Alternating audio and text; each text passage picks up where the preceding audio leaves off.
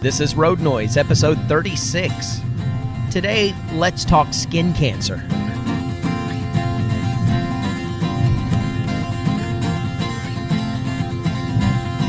Hello again and welcome to Road Noise, life 1 mile at a time. I'm your host, Michael Blackston.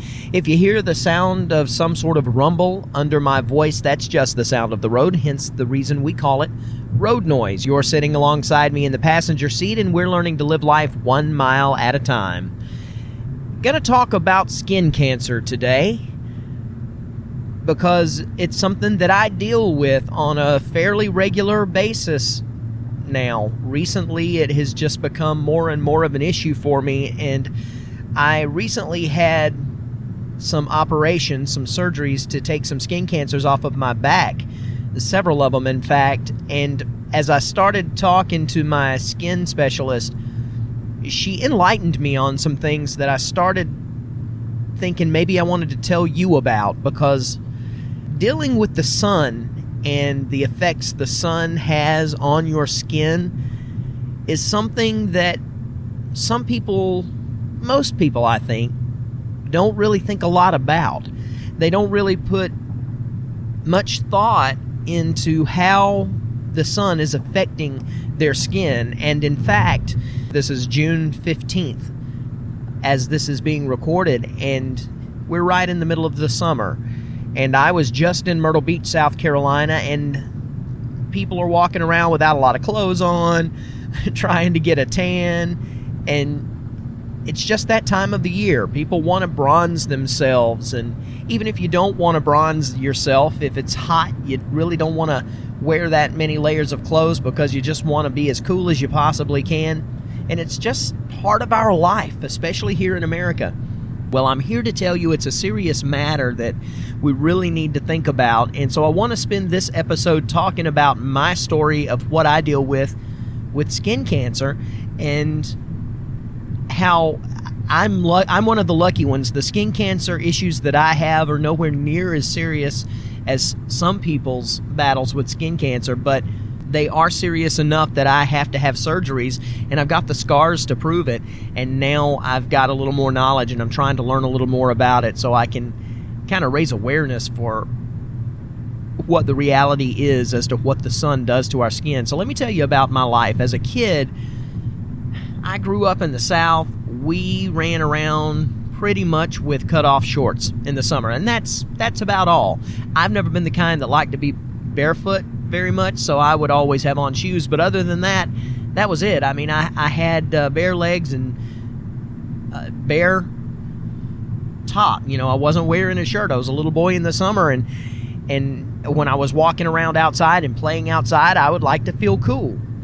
We played in the lake a lot. We swam at the pool a lot, and back in the early 70s, or the late 70s, in the early 80s, when I was growing up as a child, there just wasn't that much attention paid to what the sun was doing to your skin. We didn't know. Science knew something about it, but it just wasn't in the mainstream the way that things are now. We have such knowledge at our fingertips now through the media and the internet that we didn't have back in those days so readily available. I mean, if I wanted to figure something out back in those days, I had to go to the shelf and look under the alphabet of the topic in the encyclopedias that we had on the shelf. Now you just Google what you need to know and you can be an expert in really minutes if you think about it. So we didn't think a whole lot about it when we would get sunburned. And as a matter of fact, my mom and her sisters and my sister made a point to lay out in the sun and cook themselves with oil. They would put on that tanning oil and just lay out in the sun. And it didn't always have to be when we were by the pool or by the lake or even at the beach or anything like that. They would do it in the afternoons outside in the back of the house, or on Saturday afternoons. I remember on Sunday afternoons sometimes my mom and my sister and my mom's two sisters would go lay out in the sun on a Sunday afternoon sometimes in their lounge chairs and try to bronze their skin to get as tan as they could during the summertime. That was just the way life was, and we didn't understand. Now, as I'm in my early 40s, I have started to fairly regularly have to go to the doctor and have skin cancers cut off of my body. And it's something that I've had done a few times in the past, but here recently I've had several of them crop up, and it got really serious. I had to go not too long ago, a couple of weeks ago, to the Skin and Care Clinic in Anderson, South Carolina, and see the doctor about having some cut off. And she said, I've never seen as many on one person as you before in my career, except for one other person who had a chronic sort of disease, and I don't have a disease, but she said, you spent a lot of time, didn't you, out in the sun unprotected? And I said, yeah. She said, most of the damage that a person does to their skin is done early on. If you're going to get skin cancers, and that doesn't mean that that's the only time, but if you're going to get skin cancers, a lot of time, starting the process is done early on in your childhood, and then it will start manifesting as an adult. And that's what's happening to me. I used to get sunburned so much across my shoulders and on my back. Every year I had one of those sunburns that was so bad I would just about be crying going to sleep, and we'd be slathering aloe on me. There were 2 or 3 times that I was sunburned so bad that I blistered up and had water blisters. One time, water blisters the size of a quarter on my shoulders. That's not good. That's dangerous. But we thought that it really didn't hurt anything other than it was painful, it was uncomfortable, and would make you feel bad until it healed up and then peeled. And then you went around and did your thing. You know, you went about your business. Now I find that going through those times without protecting myself with sunblock and just not worrying about it set a course of action for me having to have skin cancers cut off of my shoulders and my back. A lot. I have them on my arms as well. I have some right now that need to be cut off, and I just got a phone call today by one of the ones on my shoulders. She cut off 4 2 weeks ago. Big areas of skin and meat that had to be cut with a scalpel off of my back. And I'm still dealing with the scabs and scars and trying to dress those, and they're healing very well. But there was a 5th one that she was really concerned with, and she did a biopsy on it, and it came back as a basal cell carcinoma. She told me, if you're going to get a cancer, that's the one you want. Because basal cell carcinomas, according to the skin doctor, they don't spread, they can get bigger, they can get deeper, they can do damage, and the longer you let them go untreated, the more damage and scarring they will do when they are removed. But they don't spread through your body like a melanoma or any sort of other sort of cancer like that. You want to get a basal cell carcinoma if you're going to get them, but you don't want to get them. And so I want to talk about how we as a society need to be thinking about the sun. The sun is a wonderful thing. The sun brings things to life through photosynthesis, and the plants need the sun, and we need the sun. If someone spends too much time just in the dark, it has a physical effect on them. We need to be in the sun. I mean, we were made to be that way, but we were also made to burn if we spend too much time exposed to it. And our skin will have lasting effects like that. Some people's skin is more victim to it than others. Mine, I'm very fair skinned. You would almost call me an albino. Not really, but I am one of those people. I never tan. I tanned 1 year of my life. There used to be a picture of me from the back at the beach where I had a beautiful tan when I was really young, probably 6 or 7 years old, and that's the only year I tanned. Every year after that, I burned and peeled, and it's always been that way. So I asked my doctor, I said, she said, do you protect yourself now? I said, because, yeah, I've had skin cancers cut off before. I do try to protect myself as best I can when I go out to the pool or the lake or the beach. She said, what do you do? I said, I always wear a shirt. I'll cover myself with tanning lotion, always SPF 50. That's a pretty high. And I'll slather that on my face and my head and even the top of my ears. I know you want to do that, and my neck and my back and all that stuff. And then I also wear a t-shirt. She said, just a regular t-shirt? I said, yeah. She said, believe it or not, that's not doing you any good. Yes, the SPF 50 is helping because it's giving you some protection from the sun. But most of the time, what I would do is I wouldn't even put it on my chest and my back because I was going to be wearing a shirt. And she said that the ultraviolet light or radiation or whatever that is causing the damage comes through a t-shirt. Wearing a regular t-shirt is like wearing nothing at all.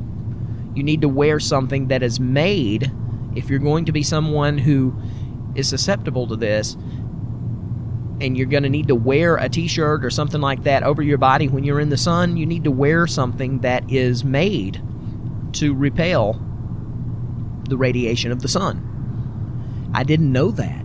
I had always thought wearing a t-shirt kept me from getting burned, but it did not keep me from the harmful effects of the sun.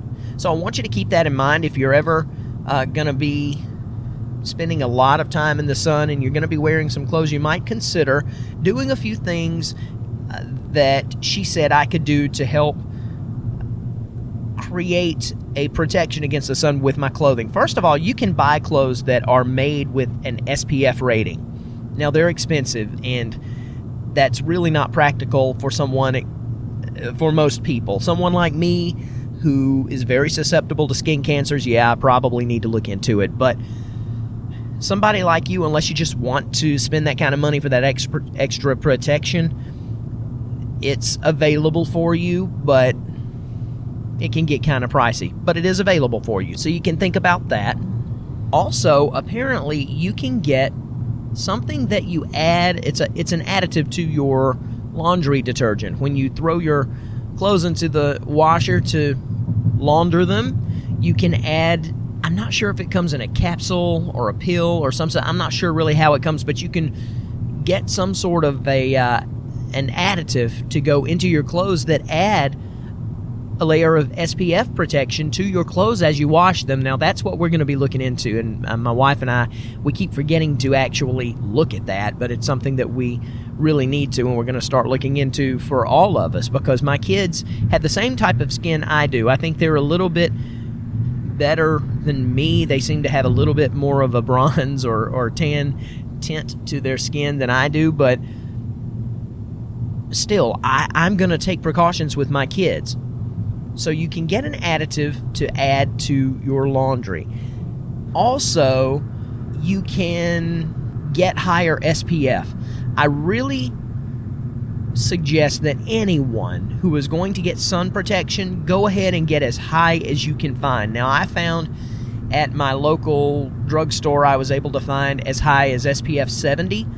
They do make a 75, 85, and even a 100. My wife ordered 2 tubes of SPF 100 for me because that's what the doctor told me I needed. She said, someone like you needs to stay as protected as you can. I have no interest at all in getting a tan, at all. So I have to take the SPF 100. I mean, that's prescribed by my doctor. I'm going to do it.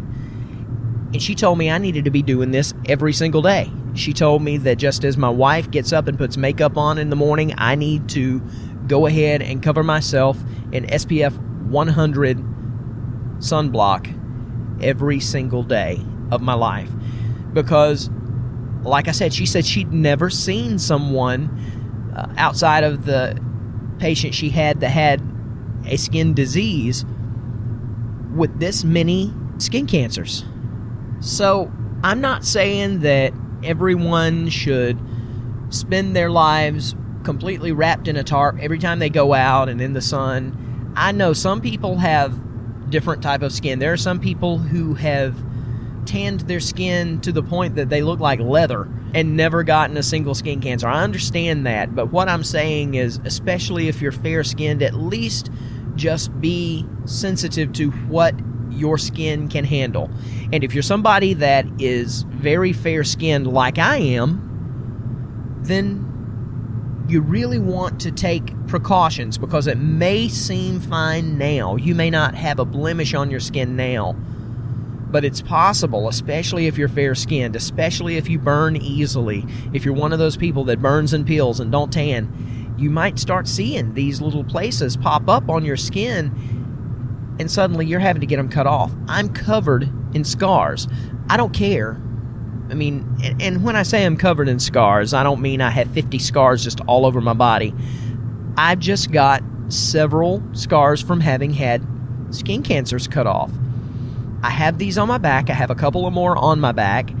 I counted 10 more that I could see that were little tiny skin cancers that needed to come off. I've learned to recognize them just on my chest and counting the 2 on my head. I have one right over my left temple, and I have one really small one on my forehead, but they all have to be looked at, and I need to go ahead and have them taken care of, because the longer I wait, the bigger they get, and the bigger they get, the more area they have to cut, which means a bigger scar. It's a hassle. It's not really life-threatening.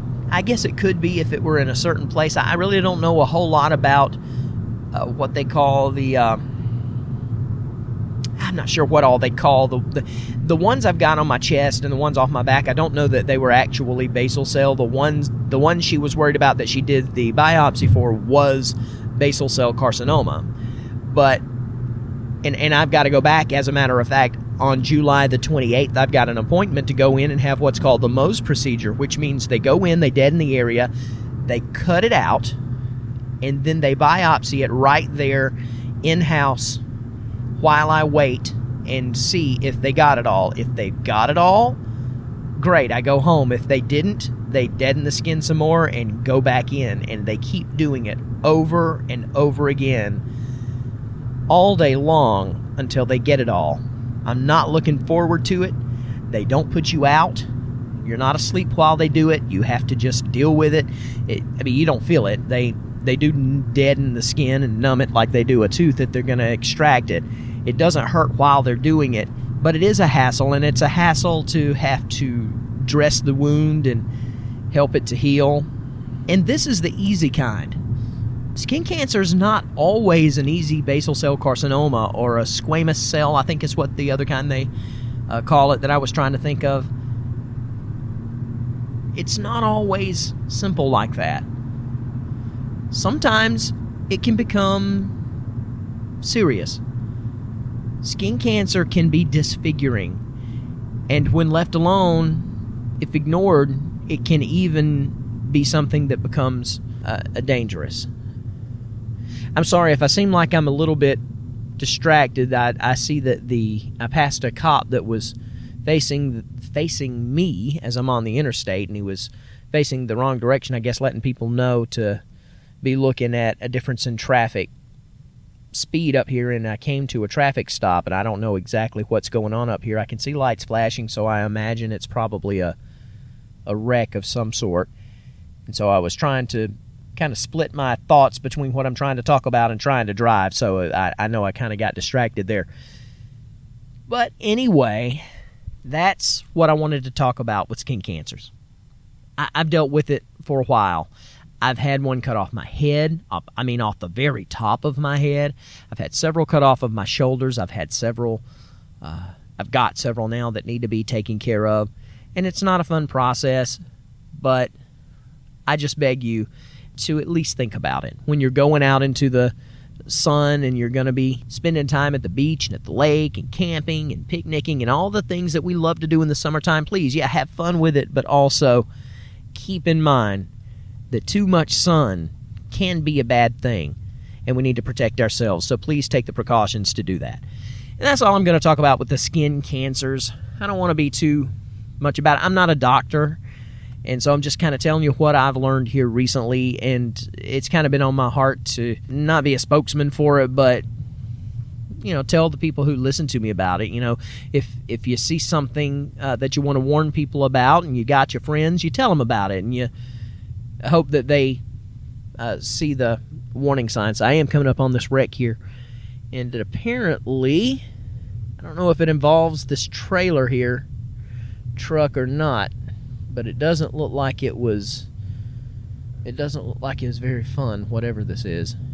I don't know what happened, but it involved the trailer of one of those trucks that carries a bunch of cars. It looks like the trailer from one of those transfer trucks that hauls like 10 cars at one time. You go past them down the road and you say, man, I think I just want to jump into one of those Jaguars and drive it off the back of that truck. Now, it looks like the trailer came off of it in mid-drive or something, because the trailer was flat down on the road and the rig was a few feet up from it.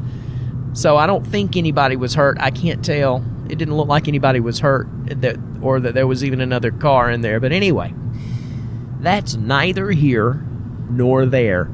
This has been an interesting week. It's only been a couple of days since I recorded episode 35 because I was behind. I recorded it Monday morning and was able to get it out, I think, Tuesday morning. Yeah, Tuesday morning I was able to release it, and it's now Wednesday, and I'm going ahead and recording episode 36 so that I'll have it ready to release this coming Friday and be back on schedule. And there's a couple of reasons for that. First of all, I want to be on schedule. Second of all, I want to make sure I get this done in plenty of time, and I'm not behind the 8 ball, because we're heading to Disney World next week. This coming Monday, I will be on the road. I'm going to hopefully have some audio for you from that very shortly after we get back, but we're going to Disney World, and it's kind of weird going into Orlando now. As this is recorded in June of 2016, you may be listening to this, years down the road. So if you are, this is June 2016, and this week, this month has been awful for our country and for the city of Orlando. 3 things have happened in Orlando. I can't even remember what the first one was. Something happened to somebody in the first one, but then last Saturday, Sunday, we all woke up to find out about the gunman who gunned down 50 innocent people in a nightclub. And it was just a catastrophe. It's a dark time in our country. It's a time for prayer. It's a time for understanding, for healing, for faith, for leaning on each other. A killing of that caliber, and they may be used to that kind of stuff other places, but that's not something that we are used to in our country. And it happened in Orlando last Sunday. And then I got up this morning and found out about the 2-year-old child who was dragged into the water by an alligator and killed in Orlando just today, or maybe it was yesterday. I think it was yesterday, and we found out about it. I found out about it this morning. Tragedy. And so it's kind of surreal being excited about going to Orlando next week, but my entire family is going. We're excited. We almost thought we weren't going to get to. My mom had a cancer scare herself. My mom has a melanoma that has not spread. Praise God. We got the information on the MRI and the PET scan back, and there's no spreading. They're going to be able to go in and take it out. But for a while there, we were really concerned about my mom and what kind of battle she might have ahead of her battling cancer herself. And so cancer's just a butt. And that's the roughest term I'm going to use, but I start thinking about it, and I just want to cuss it. I just want to say stuff that I really oughtn't be saying. That's really what's kind of been taking care of me this week. I've been working in Myrtle Beach, South Carolina, Conway, South Carolina, right outside Myrtle Beach, and working my fingers to the bone. Now I'm headed to Walterboro, South Carolina. I'm on the interstate, actually Highway 95, headed south towards Savannah, but before I get to Savannah, I will hit Walterboro, and I will get out, and I will go to the Microtel Inn, and I will check in, take a bath, and lay myself in the bed and sleep like a log, hopefully. And honestly, I don't really have a positive review for you this week. Normally, I like to give a positive review at the end of every episode, and it's not that things aren't positive. Things are very, very positive for me. The Lord is blessing my life, my family, and my business. I really have nothing to complain about other than just little aches and pains here and there. My tooth is still healing from the extraction. My back is still healing from the cancer extractions and stuff like that. But I really have been so busy, I haven't had time to really think on anything that I could make as a positive review. I do have one review coming up that I want to share, but I want to give it some good time, and it's Elegant Jade Photography. It's a good friend of mine named Jessica Hodge, who is a photographer, and she did our family portraits or a sitting for family photos last Sunday, and I've already seen some of the pictures, and they are fantastic. They're phenomenal. But I want to give her a little extra time in the positive review, so I'm gonna not. I just gave her a mention, but I'm gonna go a little more into detail about the whole situation, the whole experience, and Elegant Jade Photography coming up in another episode, a future episode, when I can give it the time it deserves. Mainly because I don't even know if I'm gonna air this.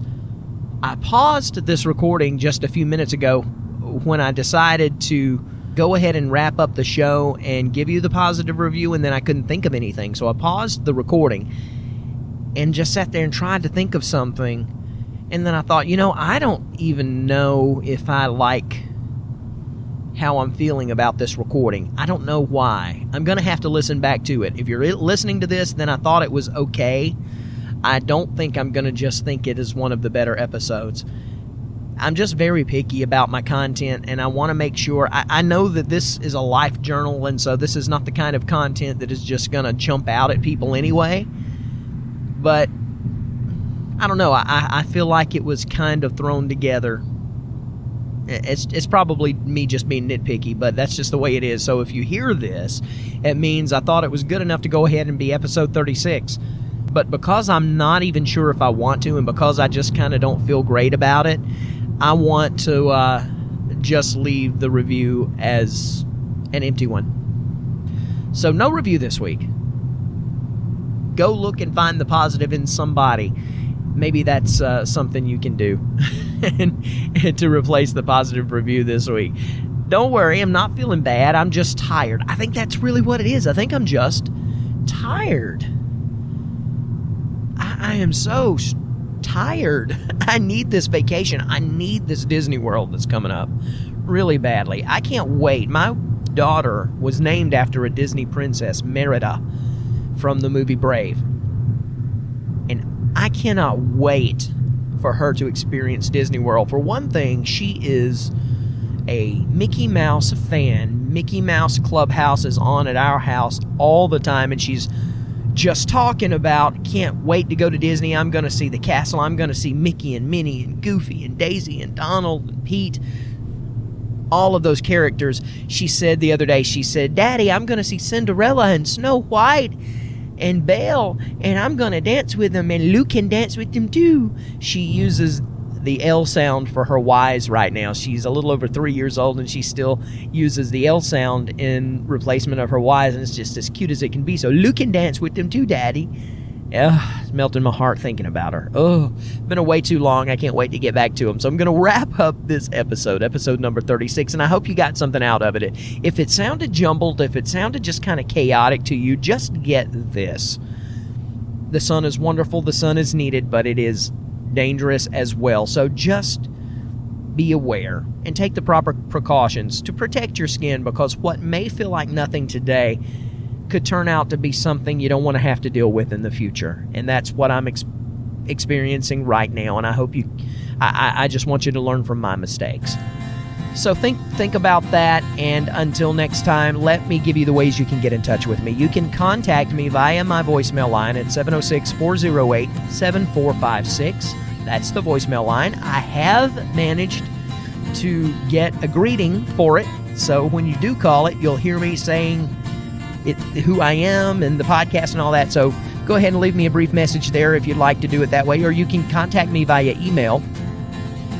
That email is feedback@michaelblackston.com. I'd like to invite you to go to my Hub webpage that has all of my content. That's at www.michaelblackston.com. And if you'd like to subscribe to the podcast, please do at www.roadnoisepodcast.com. And lastly, I'd love for you to go to iTunes if you're going to be there. Love for you to leave me a review.